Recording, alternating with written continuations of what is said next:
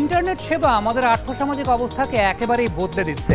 Online শিক্ষার প্রসার আমরা দেখতে পাচ্ছি বর্তমানে মোবাইল ব্যাংকিং কিংবা ডিজিটাল অর্থনীতি মানুষকে অনেক বেশি মাত্রায় স্বাবলম্বী করে তুলছে। ইন্টারনেট তো এখন একটি বেসিক হিউম্যান রাইটস।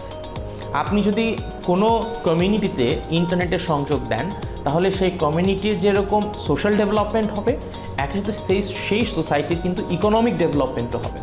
সুতরাং আমরা যদি আমাদের সমাজ ব্যবস্থা সমষ্টিগত উন্নতি চাই তাহলে ইন্টারনেট নিশ্চিত করার কোনো বিকল্প আমাদের কাছে নেই। ইন্টারনেট যেরকম একটি বড় দুনিয়াকে একটি ব্যবহারকারীর সামনে তুলে ধরে, একই সাথে ইন্টারনেট ব্যবহার করে কিন্তু একটি কমিউনিটি বা একটি সমাজ তার ব্যবসায়িক ডিমান্ড, তার ট্রেডিং ডিমান্ড, তার প্রযুক্তিগত ডিমান্ড সব কিছুই কিন্তু ধারণা নিতে পারে এই ইন্টারনেট ব্যবহার করে।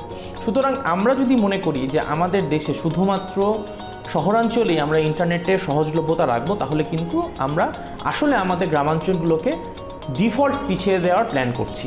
সেই জায়গায় আমার কাছে মনে হয় যে আমাদের শহরাঞ্চলের পাশাপাশি গ্রামাঞ্চলেও ইন্টারনেট সহজলভ্য করা উচিত।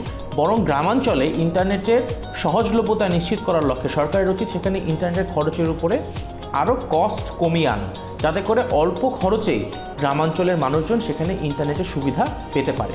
ইন্টারনেট সুবিধা পেলে গ্রামাঞ্চলে যেরকম আমাদের ফসলি জমির উৎপাদন ক্ষমতা বাড়ানো সম্ভব, একই সাথে গ্রামাঞ্চলের শিক্ষা ব্যবস্থার আমূল পরিবর্তন করা সম্ভব। একই সাথে আমরা গ্রামের জনগোষ্ঠীকে শহরের জনগোষ্ঠীর সাথে কম্পেয়ার করার মতো স্কিল সেটের জায়গা থেকে তৈরি করে নিয়ে আসতে সক্ষম হব।